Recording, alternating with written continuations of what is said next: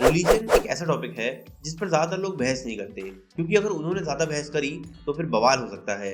After all religious लोगों के sentiments जो हर्ट हो जाते हैं। लेकिन आज हम इस टॉपिक पर जम के बहस करेंगे और आपको बताएंगे कि रिलीजियस लोग कितने हिपोक्रेट होते हैं। जितने भी रिलीजियस लोग हैं वो सब यही कहते हैं कि इस दुनिया को भगवान ने बनाया। इन लोगों के अकॉर्डिंग भगवान हर जगह है, हर टाइम है, वो बहुत अच्छे हैं, बहुत पावरफुल हैं, वो सब जानते हैं और उसकी मर्जी के बिना तो एक पत्ता भी नहीं हिलता। जिसका सीधा सीधा मतलब ये है कि इस दुनिया में जो भी होता है वो सब भगवान की मर्जी से ही होता है। तो फिर जितने भी गलत काम हो रहे हैं वो भी क्या हमारे भगवान, अल्लाह या जीसस की मर्जी से हो रहे हैं, क्योंकि उसी ने तो ये दुनिया बनाई है। और ये जो पूरी दुनिया में गरीबी है, जहाँ पर लोगों के पास रहने को घर नहीं है, खाने को खाना नहीं है, पीने को साफ पानी नहीं है और पहनने को कपड़े नहीं है, ये सब भी भगवान की वजह से है। और इसके साथ साथ जो लोग लाइलाज बीमारियों से मर रहे हैं, अगर भगवान चाहे तो उन्हें बचा सकता है, लेकिन बचाता नहीं है। अब हो सकता है कि शायद उन्होंने 21 की जगह सिर्फ 11 रुपए का प्रसाद चढ़ाया होगा, या दरगाह पर सिर्फ सस्ती चादर चढ़ाई होगी, या ये भी हो सकता है कि उन्होंने प्रीमियम मोमबत्ती की जगह सिर्फ सस्ती मोमबत्ती जलाई होगी। अब जैसे ही आप ऐसा लॉजिक फेंक के मारते हो रिलीजियस लोगों के मुंह पे, तो फिर वो ऐसे रिएक्ट करते हैं जैसे आपने उन्हें ऑफेंड कर दिया हो। हालांकि कुछ लोग अपना एक काउंटर लॉजिक भी प्रेजेंट करते हैं कि जरूर उन्होंने कुछ गलत कर्म किए होंगे, उसी का फल उन्हें मिल रहा है।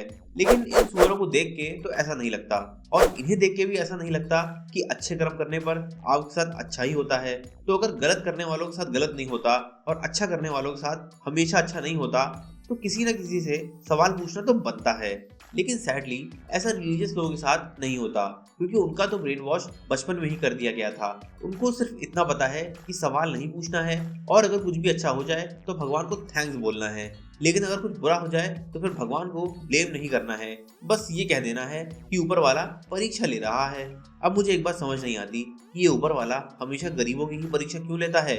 उन्हें कौन सा एसबीआई क्लर्क का एग्जाम निकालना है कि मॉक टेस्ट पे मॉक टेस्ट लिए जा रहे हो, और हमेशा गरीबों की ही गांड में डंडा क्यों होता है। कभी अमीरों की परीक्षा क्यों नहीं होती? उन लोगों की लाइफ तो एकदम मस्त चलती है। कहाँ गरीब जिसके रात के खाने का भी पता नहीं होता, उसकी आप परीक्षा ले रहे हो। लेकिन वहीं ऐसे अमीर लोग जो करोड़ों का घोटाला करके भाग गए, उनकी तो कोई परीक्षा नहीं होती। ये तो वही बात हो गई कि आप एक लंगड़े से कह रहे हो चल भोसड़ी के 10 सेकंड में 100 मीटर भाग के दिखा, और उसे बोल्ट से कह रहे हो कि वो जो लंगड़ा जा रहा है उसी के पीछे लटक लियो। अब अगर रिलीजियस लोगों की हिपोक्रेसी सिर्फ यहाँ तक होती तो भी ठीक था, लेकिन ऐसा है नहीं।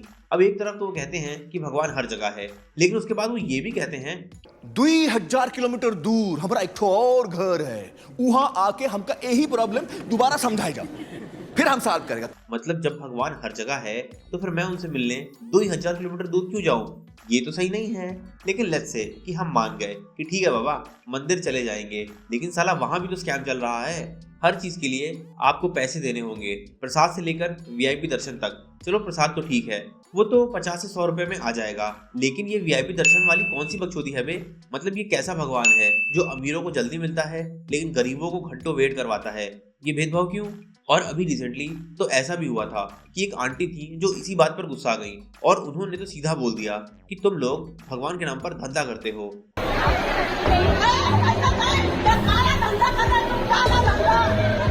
लेकिन चलो हम ये सब साइड में भी रख दें और मंदिर जाने को रेडी भी हो जाएं, तो भी बहुत प्रॉब्लम्स होंगी, क्योंकि अगर गलती से आपका आईफोन दक्षिणा पेटी में गिर गया तो फिर वो तो भगवान का हो जाएगा। अब 1500 की बात अलग थी, लेकिन 1.5 से 2 लाख रुपए का आईफोन हम ना दान कर पाएंगे। और अगर दान पेटी में गिरने से कोई चीज भगवान की हो जाती है तो फिर उसी आईफोन के ईएमआई के कागज भी पेटी में गिरा दें तो वो भी फिर भगवान ही देंगे।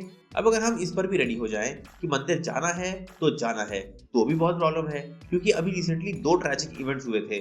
सबसे पहला एक स्टैम्पीड हुआ था एट तिरुपति टेम्पल, जिसमें 6 लोग ही जाने गई और कई लोग इंजर्ड हुए थे।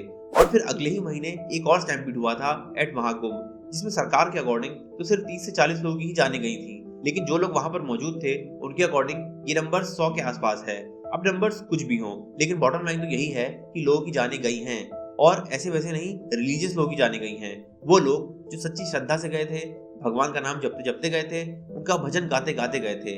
अब ऐसे में बहुत से लोग यही कहते हैं कि भगवान उन लोगों से बहुत प्यार करते थे, इसीलिए उन लोगों को भगवान ने डायरेक्टली ऊपर बुला लिया। उनकी मृत्यु नहीं हुई है, सच कहें उनको मोक्ष मिला। तो अगर ऐसा ही है तब तो मैं यही कहूंगा कि आप और आपका पूरा परिवार मुंह खा के जान दे दो और चले जाओ अपने भगवान के पास। यहाँ धरती पे क्यों अपना टाइम वेस्ट कर रहे हो? अब जैसे ही आप ऐसा कुछ बोलते हो तो उनका चेहरा बंदर की गांड की तरह लाल हो जाता है, क्योंकि वो कहने लगते हैं कि अरे अरे अरे चुप चुप बोलो। Isn't it ironic कि वो लोग जो भगवान से इतना ज्यादा प्यार करते हैं वो खुद ही भगवान के पास नहीं जाना चाहते, लेकिन जिन बेचारों ने अपने परिवार वालों को खो दिया उनसे आप बेशर्मों की तरह कह रहे हो कि उनको तो मोक्ष की प्राप्ति हो गई। अब बहुत से लोग ऐसा भी क्लेम करते हैं कि रिलीजन उन्हें शांति देता है, लेकिन ऐसा कुछ भी नहीं है, क्योंकि जितने भी रिलीजियस लोग हैं वो सिर्फ एक ही रिलीजन को अच्छा मानते हैं और ये वही रिलीजन होता है जिसमें वो पैदा हुए। उसको छोड़ के तो बाकी सारे रिलीजन बेकारी हैं। तो रिलीजियस लोग हमेशा आपस में लड़ते रहते हैं, लेकिन ऐसा नहीं है कि सिर्फ दो रिलीजन्स में लड़ाई होती है। कई बार रिलीजन्स के अंदर भी बहुत इनफाइटिंग होती है।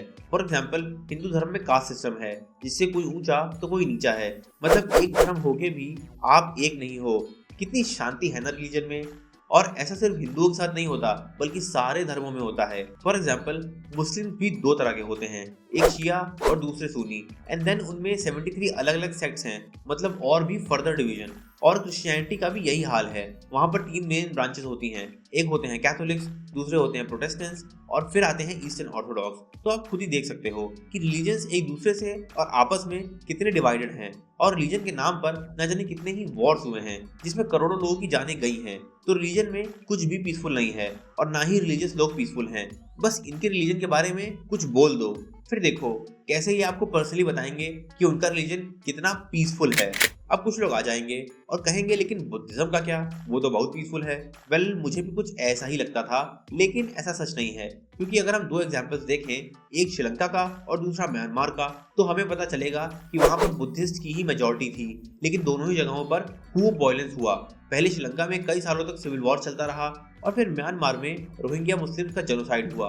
अब ओवरऑल बुद्धिज्म रिलीजन तो पीसफुल है, लेकिन जब आप एक रिलीजन के होते हो तो फिर आपकी क्रिटिकल थिंकिंग बैकसीट ले लेती है और आप भीड़ चाल में लग जाते हो। अब अगर क्रिटिकल थिंकिंग की बात हो रही है तो फिर हमें इस बारे में भी बात करनी होगी कि कैसे रिलीजियस लोग इतने हिपोक्रेट होते हैं कि वो क्रिमिनल्स को भी फुल्ली सपोर्ट करते हैं। फॉर एग्जाम्पल ना जाने कितने ही बाबा लोग हैं जो कन्विक्टेड मर्डरर्स और रेपिस्ट हैं, जैसे कि आशाराम बापू और बाबा राम रहीम, लेकिन कोर्ट से सजा होने के बावजूद भी इनके फॉलोअर्स इनको इतना ब्लाइंडली फॉलो करते हैं कि वो आज भी ये मानने को रेडी नहीं है कि उनके so called baba ji murder या रेप भी कर सकते हैं। How stupid do you have to be to support a criminal? और इंडिया में तो लोग इतने स्टूपिड हैं कि कभी वो डस्टबिन को भगवान मान लेते हैं तो कभी एसी का पानी पीने लगते हैं। और इनकी हिपोक्रेसी तो देखो, अगर आपने थोड़ी भी लाउड वॉल्यूम पर म्यूजिक बजा लिया तो फिर पूरे समाज को बहुत प्रॉब्लम होती है, लेकिन अगर वही रिलीजियस लोग लाउड स्पीकर लगा के अजान या भजन बजाते हैं तब उनको इससे कोई प्रॉब्लम नहीं होती। अब हो सकता है कि किसी का एग्जाम हो या फिर कोई बीमार हो या फिर कोई शांति से बस सोना चाहता हो, लेकिन रिलीजन के नाम पर सब चलता है। और ऐसा क्यों होता है कि जब भी भगवान की ज़रूरत होती है तब वो नहीं मिलते? क्योंकि जब कोविड पैंडेमिक हुआ था तब जितने भी प्लेसेस ऑफ वर्शिप थे वो सब बंद पड़े थे। और कहने को तो दुनिया भर में इतने सारे रिलीजन्स हैं और इतने सारे भगवान हैं, लेकिन किसी एक ने भी ह्यूमैनिटी की हेल्प नहीं की। वहीं साइंस एंड टेक्नोलॉजी ने हमें एक वैक्सीन बनाकर दी, वो भी रिकॉर्ड टाइम में। जरा 1 मिनट सोच कर देखो कि अगर इतनी जल्दी वैक्सीन ना बनी होती तो कहो हम आज भी सोशल डिस्टेंसिंग प्रैक्टिस कर रहे होते। अब कुछ लोग कहेंगे लेकिन जितने भी रिलीजियस इंस्टीट्यूशंस होते हैं वो कितने बड़े बड़े डोनेशंस करते हैं, जिससे बहुत से लोगों को फ्री में खाना मिलता है या फिर उनका फ्री में इलाज होता है। अबे तो उसमें कौन सी बड़ी बात है बे? आफ्टर ऑल जनता से इतना सारा दान जो लेते हैं और उस पर कोई टैक्स भी तो नहीं देते, तो अगर जनता का ही पैसा वापस जनता पर खर्च कर दिया तो उन्होंने किसी पर कोई एहसान नहीं किया। अब कुछ रिलीजियस लोग ऐसे भी हैं जो कुछ नास्तिकों को देखकर कहते हैं कि बताओ कि कैसे लोग हैं जो भगवान में नहीं मानते, जबकि अगर देखा जाए तो वो खुद भी दूसरों के भगवानों में नहीं मानते।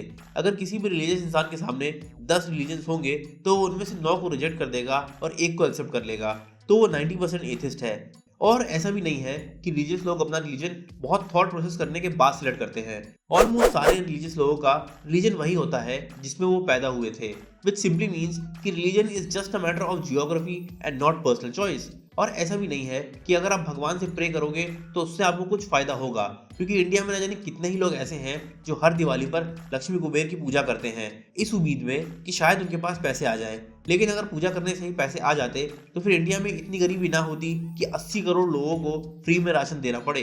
और पूजा करने का कोई लॉजिक ही नहीं है, क्योंकि रिलीजियस लोग खुद ही कहते हैं कि ऊपर वाले ने सब कुछ पहले से ही सोच रखा है कि कौन कब पैदा होगा और कौन कब मरेगा। लेकिन फिर वही रिलीजियस लोग किसी 2 कौड़ी के बाबा या पंडित के पास चले जाएंगे अपनी कुंडली लेकर और अपनी किस्मत बदलने की कोशिश करेंगे।